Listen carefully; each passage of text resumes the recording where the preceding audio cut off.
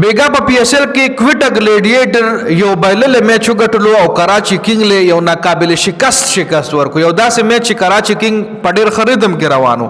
کراچي کینګ 143 رنزونه بچي سکول په کویټا ګلیډیټر پسې چې په 94 رنزونو باندې د کراچي کینګ دویمه وکټ پریوتا او بیا په هغه باندې قطار ولګي د ټولي وکټ یې پریوتی او دا میچ د کویټا ګلیډیټر په 15 رنزونو باندې ګټلې دي. کویټا ګلیډیټر میچ څنګه وګټلو مکمل سکور کارت طرف لزو په میچ باندې ډیټیل سره خبره کو اور کراچي کینګ چې کوم هغه دا میچ ګټلو او پس وجه باندې بایلو په هغه باندې هم په دی ویډیو کې خبره کو.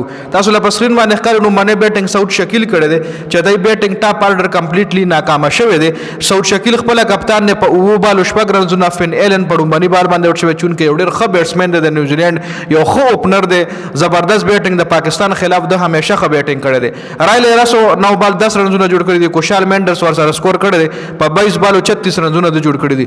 مارک چاپمن هم ضرور شو 6 بال 4 رنزونه په اخر کې حسن نواز اور فهیم اشرف سکور وکړو. دا سکور 142 43 رسیدو ورنه د کویټا ګلیډیټر 110 120 کې براټو لیدل.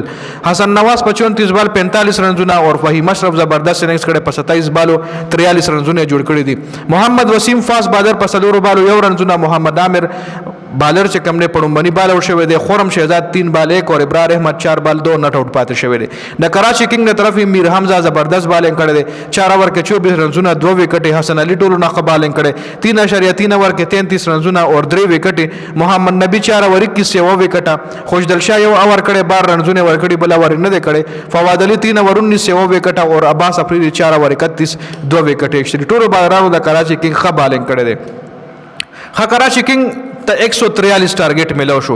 143 ټارګټ کې د کراچي کینګ 137 باندې اته کلاډیان آوټ اور شل اوره مکمل وخلې دي. بالونه ته ختم شو. جی تاسو لموي په 94 باندې دویمه وکټه د کراچي کینګ پریوته او 94 نه پس بیا اته وکټ 137 پر ډېر زر پریوته.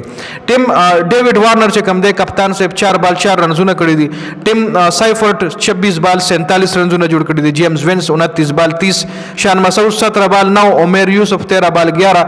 خوشدل شاه دلته وګوره سم ندی کړي. محمد نبی سره ندی کړي.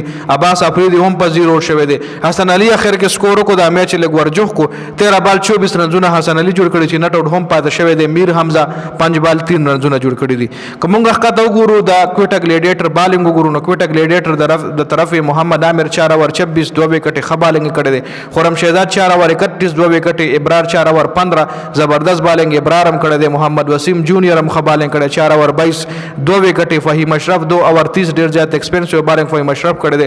رومبنیا ورکوټه به د خو لاسټ اوور د کولو چې لاسټ اوور کې تقریبا 100 رنزونه پاتو چې هغه په 2 نشو. ساوث شکیل 2 اوور 10 یو وکټه. نو کویټا ګلیډیټر په 15 رنزونو باندې کراچي کینګ له شکست ورکو او یو بایلل میچ چې کوم دی کویټا ګلیډیټر کراچي کینګ نه وګټلو. دا مکمل سکور کارډو دی حواله سره تاسو سره د خپل قیمتي رائے موږ سره په کمنټ کې ضرور شریک کړئ.